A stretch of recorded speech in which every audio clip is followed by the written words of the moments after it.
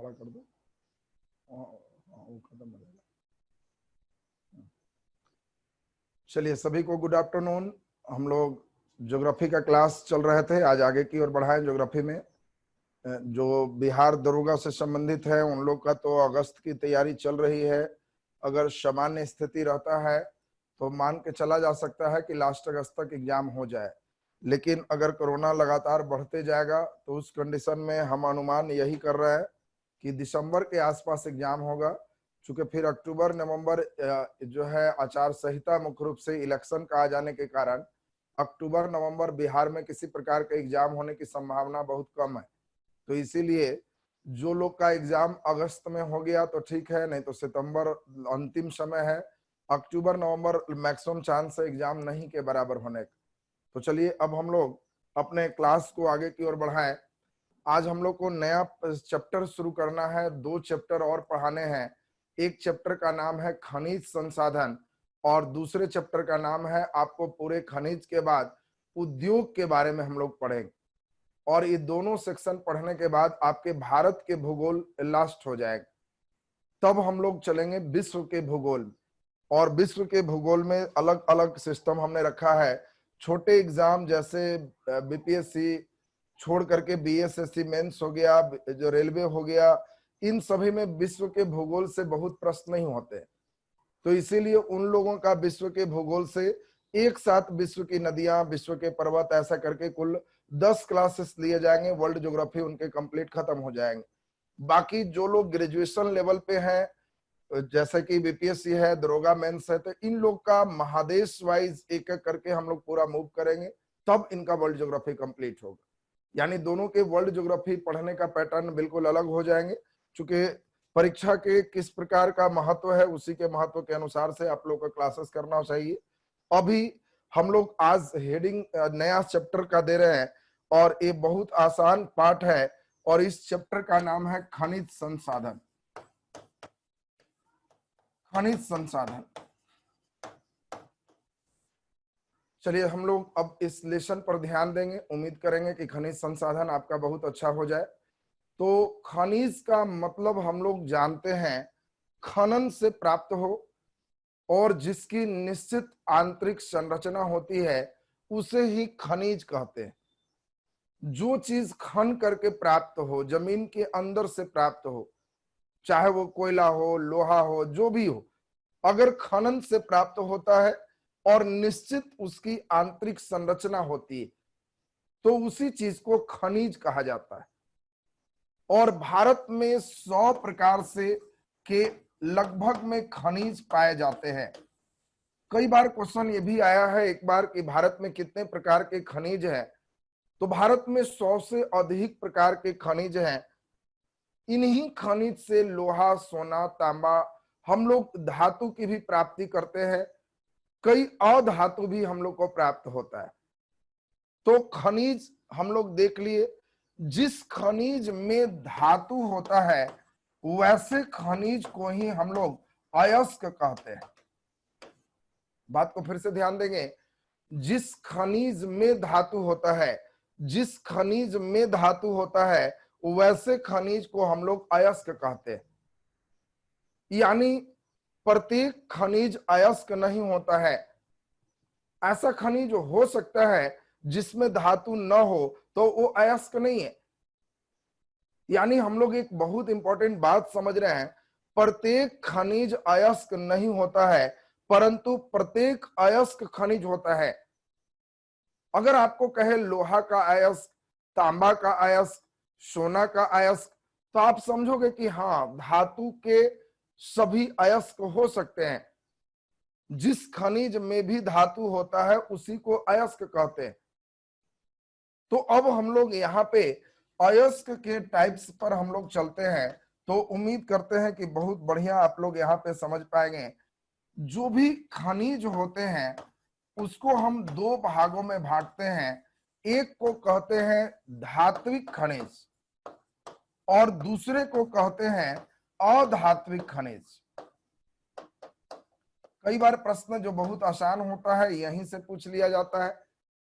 परिभाषा सभी बच्चे को क्लियर है। जिस खनिज में धातु होते हैं उसे धात्विक खनिज कहते हैं, और जिस खनिज में धातु नहीं होते हैं उसे अधात्विक खनिज कहते हैं। आप अपने से सोच के बता सकते हो, सोना, तो सोना एक धातु है, धात्विक खनिज के अंतर्गत होगा। लोहा ये धात्विक खनिज होगा। टीना धातु है, धात्विक खनिज होगा। लेकिन इसी प्रकार से हम आपको कहें कोयला, इसी प्रकार से आपको कहें पेट्रोलियम, इसी प्रकार से आपको कहें अबरख, इसी प्रकार से आपको कहें चूना पत्थर, जो भी चीज से धातु प्राप्त नहीं होते उन सभी को हम लोग अधात्विक खनिज के अंतर्गत रखते हैं। अब एक इंपॉर्टेंट चीज हम लोग सुनेंगे, बहुत ही महत्वपूर्ण है। धात्विक खनिज दो प्रकार के होते हैं, एक को कहते हैं लौह और दूसरा को कहते हैं अलौह। वैसा धात्विक खनिज जिसमें लोहा पाया जाता है उसको लौह धात्विक खनिज कहते हैं, और वैसा धात्विक खनिज जिसमें लोहा नहीं होता है उसे अलौह धात्विक खनिज कहते हैं। यानी लोहा रहेगा तो लौह, लोहा नहीं रहेगा तो अलौह।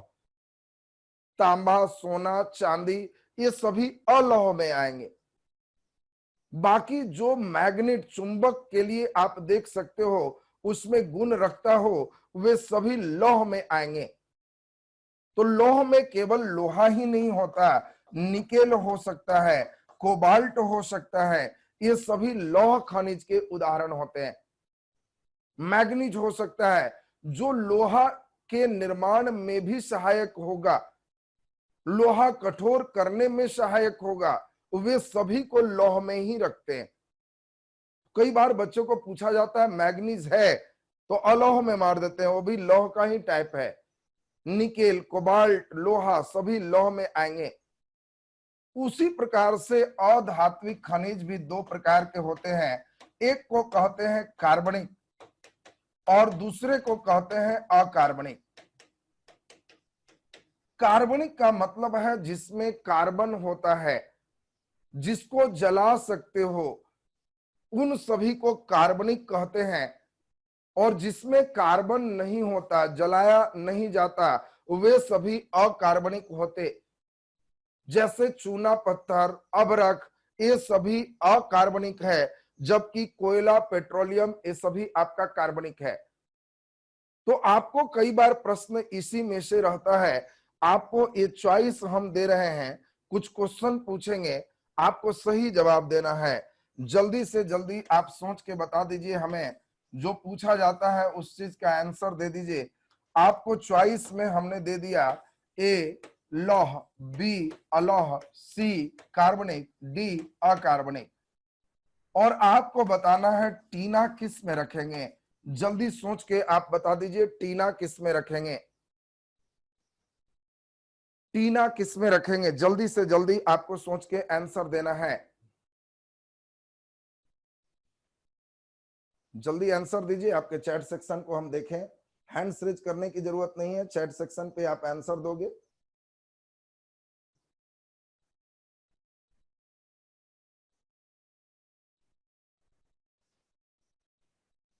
ग्रुप चैट द्वारा देखिए, चैट सेक्शन आपको होगा, वहां से आंसर दे सकते हैं।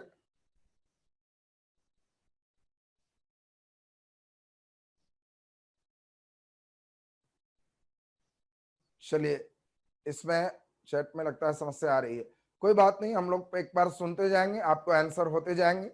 आपको ध्यान रखना है कि टीना, टीना धातु है, ढन ढन टन टन आवाज करता है, तो टीना एक धातु है, तो ये धात्विक खनिज में होगा।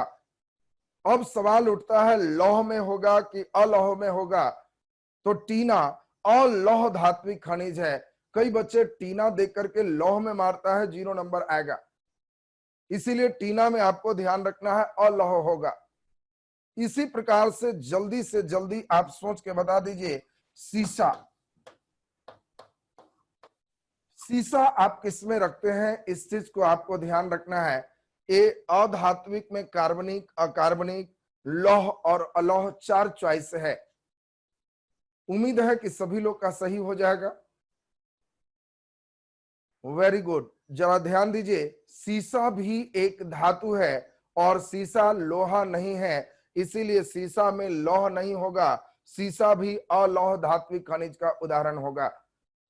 तो हम लोग लौह और अलौह लौह धात्विक खनिज भी पहचान लिए, कार्बनिक में कोयला पेट्रोलियम पहचान लिए, अकार्बनिक में हम लोग देख लिए चूना पत्थर है, ग्रेफाइट है, अकार्बनिक में अब्रक है, ये सभी यहाँ पे चले आएंगे। अब इसी का हम लोग क्लास में डिटेल पढ़ेंगे। यहां से दो तरह का प्रश्न, तीन तरह का होता है। भारत में उत्पादन में प्रथम राज्य, विश्व में उत्पादन में प्रथम देश और इसके वितरण, इतने चीजों से आपको प्रश्न पूछे जाते हैं।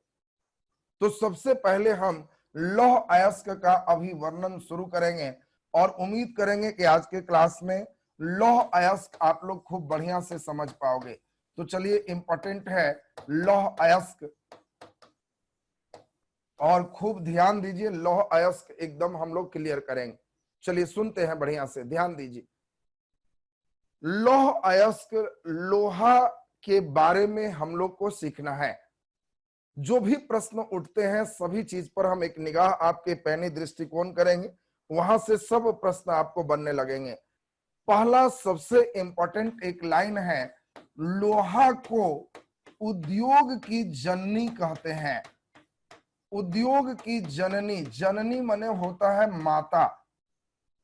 कोई व्यक्ति किसी भी उद्योग को लगाना चाहता है तो उस उद्योग के लिए उसे लोहा अवश्य ही चाहिए। लोहा को उद्योग की माता कहते हैं, जननी कहते हैं। अब बताओ, सिंपल एक बीड़ी उद्योग लोगे, पत्ता काटने के लिए फिर कैंची चाहिए, लोहा का ही बनेगा।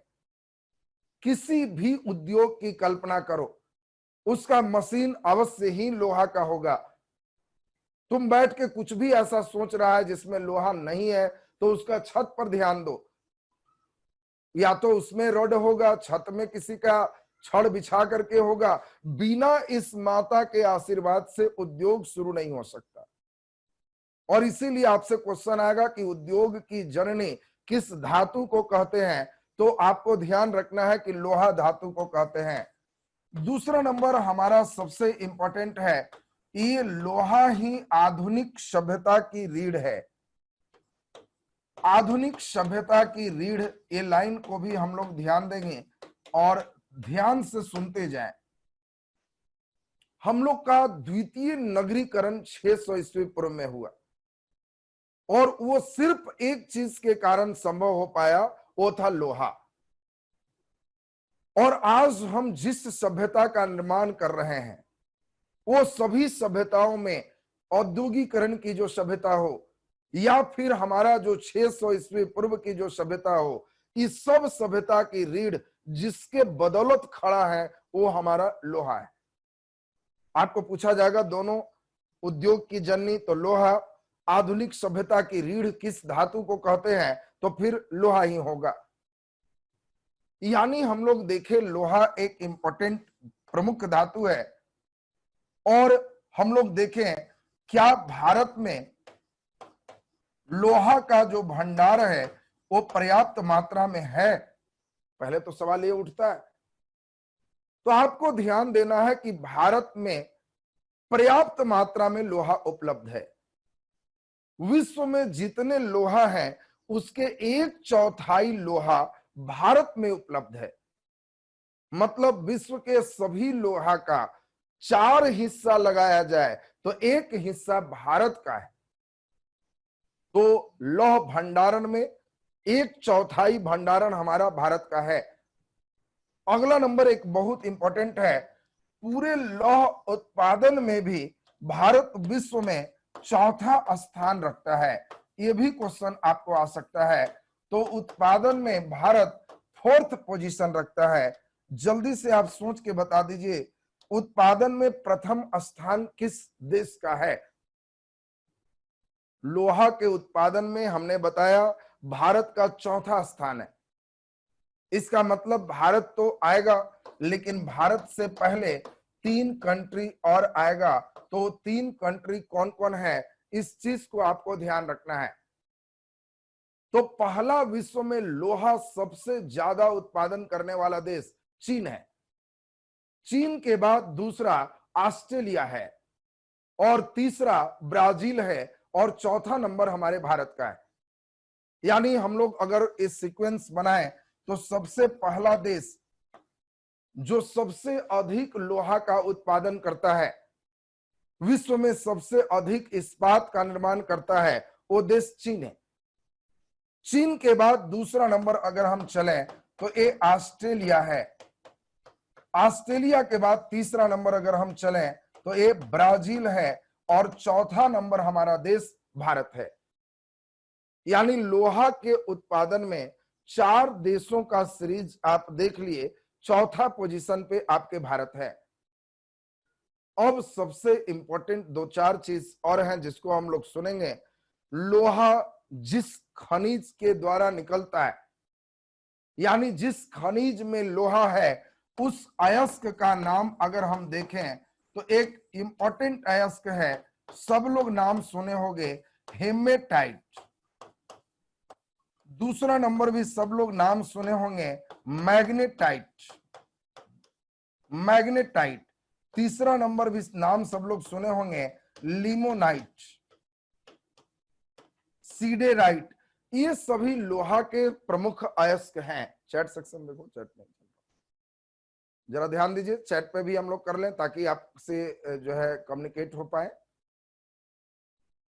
ऑन है, नो वन लिखा हुआ है, एवरीवन। चलिए ठीक हो गया।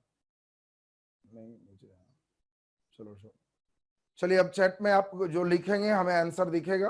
क्योंकि आंसर दिख नहीं रहा था आपका तो बहुत मजा नहीं आ रहा था। चलिए तो अब थोड़ा सा, हाँ चलिए ठीक है। अब हम लोग सुने लोहा के अयस्क में, अब आपको ध्यान देना है इसमें हेमेटाइट, मैग्नेटाइट, लिमोनाइट, ये सभी लोहा के अयस्क हैं। कभी कभी आपको क्वेश्चन पूछेगा कि निम्नलिखित में कौन भिन्न है, और उसमें दे देगा हेमेटाइट, मैग्नेटाइट, लिमोनाइट, क्रायोलाइट। तो आपको ध्यान रखना, क्रायोलाइट एक कोयला है, जबकि यहां पे देख रहे हैं हेमेटाइट, मैग्नेटाइट, लिमोनाइट एक लोहा है। और सभी को एक बार ध्यान दें, कभी कभी एंथ्रासाइट दे देता है, बिटुमिनस दे देता है, भिन्न पहचानने के लिए आपको रह सकता है। तो अब आपको ध्यान रखना है एक इंपॉर्टेंट बात, कमजोर लड़के ध्यान रखोगे, अगर टाइट टाइट लिख देगा तो कहना कि सर टाइट टाइट है तो ये लोहा है। देखो बहुत आसान है, टाइट टाइट लिख देगा तो आप समझोगे कि लोहा है। अब दूसरी बात आपको ध्यान रखना है, हेमेटाइट को ही लाल अयस्क के नाम से जानते हैं। हेमेटाइट का कलर लाल होता है, इसीलिए उल्टा पूछा जाएगा लाल अयस्क किसे कहते, तो हेमेटाइट को। जल्दी अब लिख के तुम बता दो मैग्नेटाइट को कैसा अयस्क कहते हैं। पीला अयस्क, नीला अयस्क, काला अयस्क, उजला अयस्क, गेस करो जल्दी से। वेरी गुड, बहुत बढ़िया बहुत बढ़िया, बिल्कुल सही जवाब सबका आ रहा है। मैग्नेटाइट को हम लोग काला अयस्क के नाम से जानते हैं, बहुत बढ़िया। और जल्दी बता दो लिमोनाइट को कैसा अयस्क कहते हैं, जल्दी जल्दी आंसर दीजिए। राइज हैंड नहीं करेंगे नहीं तो आपको रिमूव कर दिया जाएगा। आप केवल चैट सेक्शन पे जाएं, वहां से सिर्फ चैट में आंसर दें।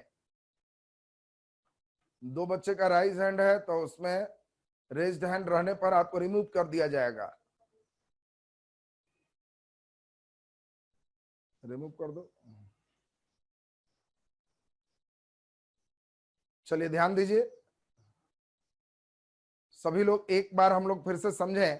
बहुत बढ़िया आप लोग आंसर दे रहे हैं, और वो आंसर लगभग बच्चे का हम देख रहे हैं कि सही चल रहा है।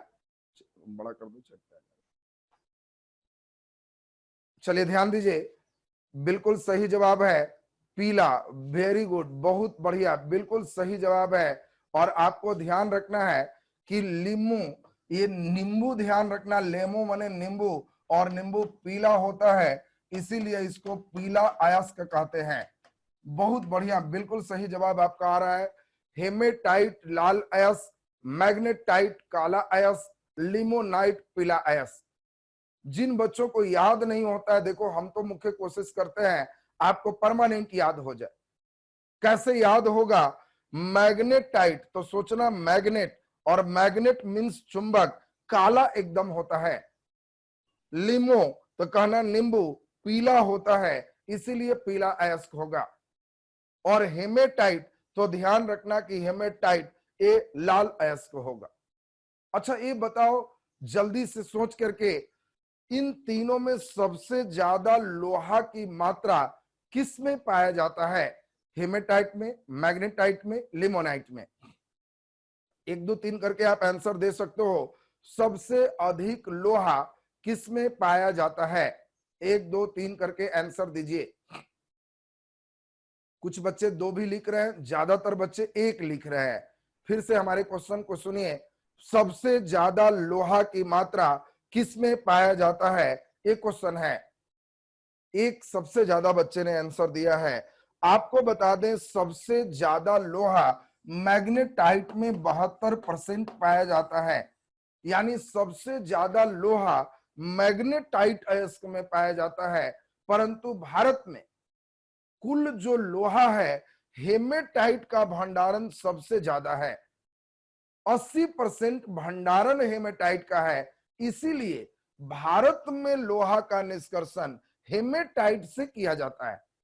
फिर से सुनना, दोनों बात में अंतर है, उस अंतर को महसूस कीजिए।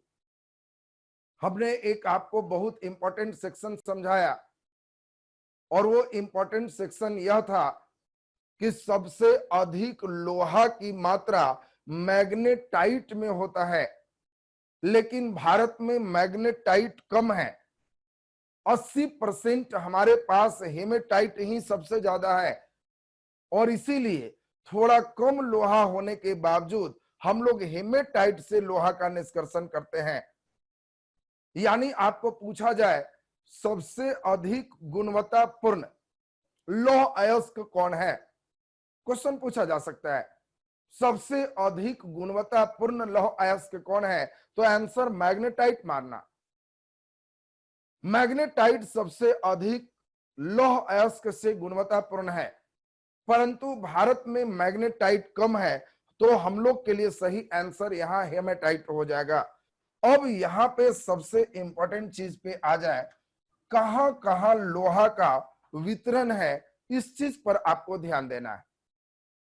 तो हम चाहेंगे सब लोग मानचित्र पर ध्यान से समझिए, और मानचित्र जो लोग बढ़िया से यहां पर हमारे साथ ध्यान दोगे, उसको क्वेश्चन बहुत अच्छा यहां से बन पाएगा। देखिए 2 3 जो महत्वपूर्ण पहलू है, उस पर आप यहां पर ध्यान दीजिए। आपका ध्यान चाहेंगे, आपको स्टेप यहां पे क्लियर होगा। देखिए भारत में आपको ध्यान दीजिए, यहाँ पे हेमेटाइट में लगभग आपको 60% के आसपास ही है, जबकि मैग्नेटाइट में 72% के पास है। हेमेटाइट भारत में सबसे ज्यादा 80% है। भारत में अब देखो लोहा हम लोग ज्यादातर क्या करते हैं, लौह अयस्क का हम लोग निर्यात कर देते हैं। सीडेराइट और लिमोनाइट में बहुत कम मात्रा है, केवल नाम मात्र का है, वो लौह अयस्क है। भारत में उससे बहुत ज्यादा निष्कर्षण हम लोग नहीं करते। अब यहां पे इंपॉर्टेंट चीज हम लोग सुनेंगे, भारत कोयला का बहुत ज्यादा निर्यात भी करता है।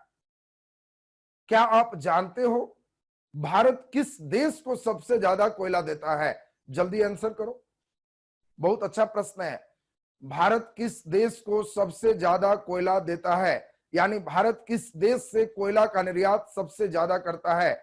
वेरी गुड, एक लड़के ने जापान आंसर दिया है, बहुत बढ़िया। सुधीर कुमार, राइज हैंड करने का जरूरत नहीं है, चैट बॉक्स में लिखो, नहीं तो रिमूव हो जाओगे। ध्यान दीजिए, रेज्ड हैंड क्यों करते हो? बार बार मना करते हैं फिर भी करते हो, और फिर रिमूव हो जाएगा तो बैठ के फोन करते रहेगा कि हमको रिमूव क्यों कर दिया गया। ध्यान दीजिए, अब इसमें हम लोग अभी आपसे क्वेश्चन पूछे कि भारत किस देश के साथ सबसे ज्यादा, आपको हमने पूछा तो सभी बच्चे का आंसर हमने देखा, सभी बच्चे जापान लिख रहे हैं, और बिल्कुल सही जवाब। भारत जापान के साथ सबसे ज्यादा कोयला निर्यात करता है, और कोयला के निर्यात करने के लिए भारत में कुछ बंदरगाह है जो आपको ध्यान रखना है। सबसे इंपॉर्टेंट बंदरगाह है पारादीप, दूसरा इंपॉर्टेंट बंदरगाह है विशाखापट्टनम, तीसरा इंपॉर्टेंट बंदरगाह है मंगलोर और चौथा इंपॉर्टेंट बंदरगाह है मर्मुगया। चार प्रमुख बंदरगाह है, दो बंगाल की खाड़ी में स्थित है और दो अरब सागर में स्थित है, जहां से सीधे जापान निर्यात किया जाता है। यानी हम लोग सबसे इंपॉर्टेंट चीज ध्यान देंगे, निर्यात हम लोग करते हैं चार मेन बंदरगाह से। इस बंदरगाह का नाम है पारादीप, दूसरा बंदरगाह आप देख रहे हैं विशाखापट्टनम, तीसरा बंदरगाह देख रहे हैं मंगलौर और चौथा बंदरगाह हम लोग देख रहे हैं मार्मुगावा। तो मार्मुगोवा जो देख रहे हो, इस चार बंदरगाह से हम लोग मुख्य रूप से कोयला निर्यात कर देते हैं, लोहा निर्यात करते हैं। और लोहा मुख्य रूप से जो पाए जाते हैं, ये उड़ीसा में मुख्य रूप से देखो सबसे ज्यादा कोयला है, लोहा है। फिर यहाँ पे आएंगे तो ये आप देख रहे हो छत्तीसगढ़, ये भी काफी इंपॉर्टेंट जगह है। इसके बाद हम चलें तो एक कर्नाटक है, इसके बाद हम लोग देखें गोवा और महाराष्ट्र है। हर वर्ष ज्यादा उत्पादन कौन करेंगे, इसमें डाटा चेंज होते रहता है। कभी कभी प्रथम स्थान कर्नाटक भी लाए हैं, कई बार प्रथम स्थान गोवा का भी रहा है, कई बार प्रथम स्थान उड़ीसा का भी रहा है। छत्तीसगढ़ लगभग second position, third position, fourth तक जाता है। ये चार मेन जगह है जहां से लोहा का निष्कर्षण करते हैं। अब आपको सबसे इंपॉर्टेंट चीज ध्यान रखना है, ये जो देख रहे हो छत्तीसगढ़, इसी में नीचे एक खान है बैला डीला की पहाड़ी। ध्यान दीजिए, बैला डीला, दुर्ग, बस्तर, ये सब छत्तीसगढ़ में काफी इंपॉर्टेंट जगह है। और बैला डीला से जो लोहा निकलता है, इसमें सबसे इंपॉर्टेंट सभी प्रकार का लोहा है। सभी प्रकार कहने का सेंस है कि बैला डीला से जो लोहा है, उस लोहा में हेमेटाइट भी वहां निकलता है, मैग्नेटाइट भी निकलता है, लिमोनाइट भी निकलता है। और यही से हम लोग जो लोहा है उसको विशाखापट्टनम बंदरगाह से जापान भेज देते हैं। बाकी ये सभी जो देख रहे हो, यहां से निकलेगा तो मंगलोर बंदरगाह से भी जापान जाते हैं। इसके बाद हम लोग देखें मर्मू गोवा से भी जापान जाते हैं। तो ये सभी चार मुख्य जगह है जो वितरण का है। बाकी उत्पादन में प्रथम कौन है, द्वितीय कौन है, ये सभी एक साथ लिस्ट में देखेंगे तो आपको परमानेंट होते चला जाएगा। अब अभी नेक्स्ट हम लोग सेक्शन की ओर चलें, यानी लौह अयस्क का अगला सेक्शन। और हम उम्मीद करते हैं कि सभी लोग को खूब बढ़िया समझ में आएगा, और वो आपका है मैग्नीज। ध्यान दें, दूसरा नंबर है, इसका नाम है मैग्नीज। सभी लोग आज लोहा के बारे में बेसिक देखे, मैग्नीज देखेंगे। जितने प्रकार के अयस्क हैं, धीरे धीरे सभी को एक नजर देखना है, तब दो कॉलम आपको बनेगा। उत्पादन में प्रथम कौन है, एक बार ध्यान दोगे तो क्लियर हो जाएगा। मैग्नीज क्या आप लोग देखे हो, पहले ये बताओ, यस या नो। मैग्नीज देखे हो या नहीं, यस या नो लिखिए। लिखिएगा तो हमें मालूम चलेगा, सही लिखना। चलिए, नो एक बच्चे यस लिखे, ज्यादातर बच्चे नो में ही है। चलिए, बहुत अच्छी बात। देखो यही है, मन से लिखना। एकदम नो लिखा कहाँ कोई दिक्कत है। यहाँ अपनी महफिल है, यहाँ जो भी चीज है सच बोलिए और एकदम ध्यान दीजिए। सो के मत पढ़ो, सब एकदम बैठो मिजाज से। लोग सो के एकदम आराम से रिलैक्स मूड में पढ़ता है, घर वाला ओरिजिनल मजा इन लोग लेते रहता है। एकदम बैठ जाइए और मिजाज से एकदम पूरा ध्यान दीजिए और तब पढ़िए। चलिए हम लोग जरा ध्यान दें। मैग्नीज, देखो मन बहुत आलसी होता है, मन कहेगा कि क्या बैठ के लफड़ा मोल लेना है, सोने समय लगेगा कि सर बहुत अच्छा से समझ में आ रहा है, लेकिन 5 मिनट फिर तीसरी दुनिया में चले जाओ। और इसमें आपको ध्यान देना है तो एकदम क्लियर हो जाएगा। चलिए देखिए, अभिषेक जी एल्युमिनियम एलॉय जो है प्लांट में काम करते हैं, बहुत बढ़िया, और यूजिंग मैग्नीज इसीलिए देखे हैं। वेरी गुड, बहुत बढ़िया। तो चलिए अभी हम लोग देखें, आपको हम समझाएं। आप लोग, अच्छा बैटरी तो टॉर्च वाला सब लोग देखे ही होंगे, उपयोग किए भी होंगे। इस बैटरी को कई बार ऑपरेशन भी किए होंगे, पटक के फोड़े उड़े होंगे, इतना तो पक्का है, क्योंकि तुम लोग तो इंजीनियर बचपन से रहे हो। तो इस बैटरी को पटक के जब फोड़े होगे तो इसमें काला काला जो पदार्थ देखे होंगे, वो पदार्थ ही मैग्नीज है। मैग्नीज एकदम ब्लैक होता है। और आपको जो बैटरी देख रहे हो फोड़े, तो इसके बीच में जो काला वाला चूर निकल रहा है, वो चूर को ही मैग्नीज का चूर्ण भी कह सकते हो। यानी अब सभी लोग मैग्नीज कहीं ना कहीं देखे हो। अब सबसे इंपॉर्टेंट जो बात है उसको सुनो। मैग्नीज का उपयोग सबसे इंपॉर्टेंट है, मैग्नीज का वितरण इंपॉर्टेंट है। मैग्नीज में आगे हम लोग पढ़ेंगे, प्रथम स्थान मैग्नीज है, बॉक्साइट है, ये सभी में उत्पादन में प्रथम स्थान उड़ीसा का ही। तो चलिए हम लोग जरा ध्यान देते हैं, मैग्नीज का उपयोग सबसे इंपॉर्टेंट है। और हम ध्यान देंगे, एक बात तो सबका क्लियर हो जाएगा। मैग्नीज का सबसे पहला उपयोग हम लोग अभी देखे शुष्क सेल में है, दूसरा नंबर हम लोग देखे पेंट बनाने में है, तीसरा नंबर देखे कीटनाशी के रूप में है, चौथा नंबर हम लोग देखें तो इस्पात बनाने में है, पांचवा नंबर देखे तो कई जगह मिश्र धातु एलॉय बनाने में है। अब इन सभी का डिटेल चलते हैं, जरा ध्यान दीजिए। क्या आप जानते हो मैग्नीज के भंडारण में विश्व में प्रथम कौन देश है? जल्दी नाम लिखो। मैग्नीज के भंडारण में वर्ल्ड में प्रथम कौन सा देश है? नाम लिखिए, जल्दी लिखिए फटाफट। उड़ीसा वर्ल्ड में तुमको नजर आ रहा है? वर्ल्ड में मैग्नीज के उत्पादन में प्रथम स्थान।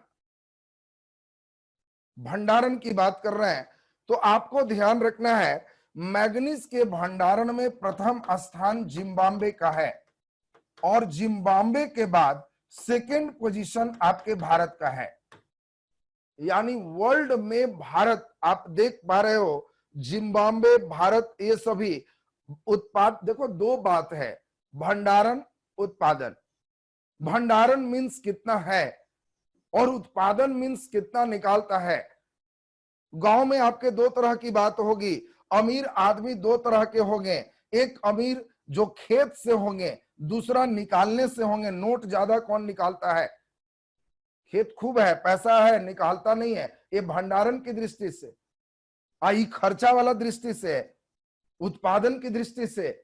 कोई कहेगा गांव में कि बड़ा है तो अगला डांटेगा कि तुम जानता है उसके बैंक में 1 करोड़ रुपया, तो भंडारण है। तो भंडारण में है, उत्पादन में नहीं। उसी प्रकार से दो बातें आपको चलेगा, उत्पादन और भंडारण। ये भंडारण की बात कर रहे हैं। तो देखो, एक तो हमने बताया मैग्नीज का शुष्क सेल में है, ये सब लोग समझ गए। बाकी कीटनाशी और पेंट ये तुम अभी पढ़ रहे हो। गांव की महिलाएं कब से लाइन क्लियर करके रखती है। गांव की महिलाओं को तुम देखना, अगर उनके पास सूप है और वो देखेंगे कि उसमें कीड़ा लग रहा है, तो उनका देखिए भूगोल कितना तगड़ा है। वो पहले ही पढ़ के बैठे हुए हैं कि बैटरी को फोड़ करके और उससे पूरा सूप को निप देंगे, रंग देंगे, तो उसमें कीड़ा नहीं लगेगा। देखो कितना कंसेप्ट तगड़ा है। इसका मतलब है कि इसका उपयोग कीटनाशी में भी करते हैं, इसी का उपयोग पेंट में भी करते हैं। और इस्पात मतलब समझो, लोहा को कठोर बनाने के लिए मैग्नीज का उपयोग किया जाता है। ऐसे लोहा मुलायम है, लेकिन आपको ध्यान रखना है, उसी लोहा में अगर हम मैग्नीज मिला दें तो वह स्टील बन जाएगा, और स्टील को ही इस्पात कहते हैं। और आपको ध्यान रखना है कि 1 टन में 10 किलो आपको मैग्नीज चाहिए। कभी कभी आपसे ये भी पूछा जाता है 1 टन लोहा में कितना मैग्नीज चाहिए, तो आपको ध्यान रखना है कि 1 टन लोहा में 10 किलो मैग्नीज चाहिए, तो वो इस्पात में तब्दील हो जाएगा। तो देखिए कई प्रकार के मैग्नीज का उपयोग है, जो आपको क्लियर हो गया। मैग्नीज का भी उसी प्रकार अभी हम लोग जो देखे थे मानचित्र, इसमें आपको दो तरह की मानचित्र दिखाए गए थे, आपने ध्यान नहीं दिया था। अब ध्यान दोगे तो ये मानचित्र से आपके स्टेप आ जाएंगे। मानचित्र को ध्यान से देखो, जो ऐसे कर करके है वो मैग्नीज है, और मैग्नीज इसमें मानचित्र में ठीक से देखोगे तो उड़ीसा में सुंदरगढ़, ये उड़ीसा में नजर आएगा, महाराष्ट्र में नागपुर बालाघाट में नजर आएगा, इधर भी आपको मैग्नीज नजर आएंगे, और सबसे मेन उत्पादन भारत में उड़ीसा में ही होता है। यानी आपको ध्यान रखना है, ध्यान दीजिए। बोलिए बेसिक डाउट जो है अभिषेक जी पूछा जाए। अभिषेक जी लिखिए क्या दिक्कत है, सीधा दिक्कत लिखिए।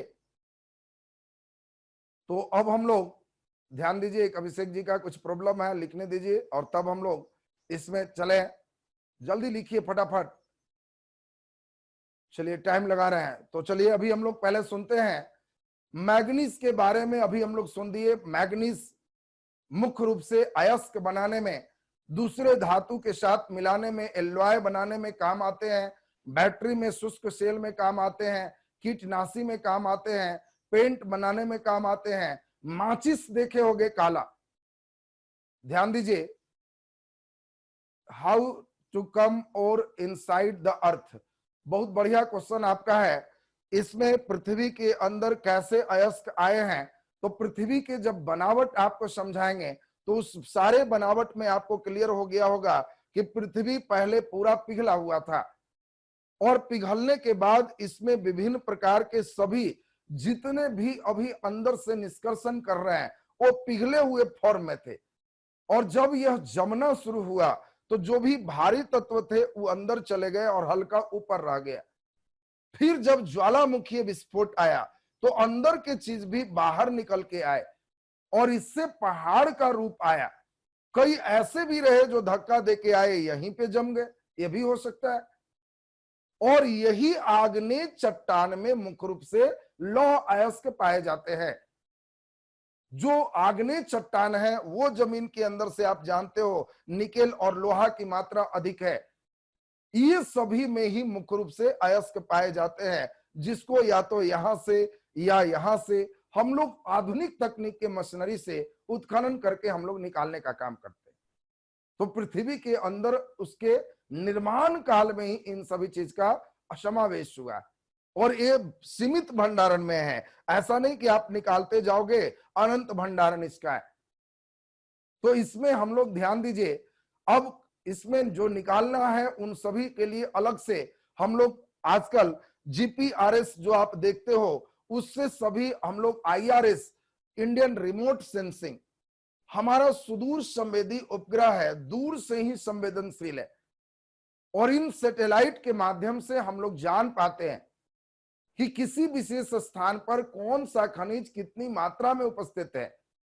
और तब अगर लगता है कि यहां निकालने का दर ज्यादा होगा खर्च से, माने ज्यादा निकलेगा, खर्च कम है, तो वहां उत्खनन करते हैं। अगर पता चले कि हमारा 100 फीट अंदर एक सोना का एक अंगूठी है, निकालने में 20,000 का खर्च है, क्यों निकालेंगे, उसको छोड़ देंगे वहीं।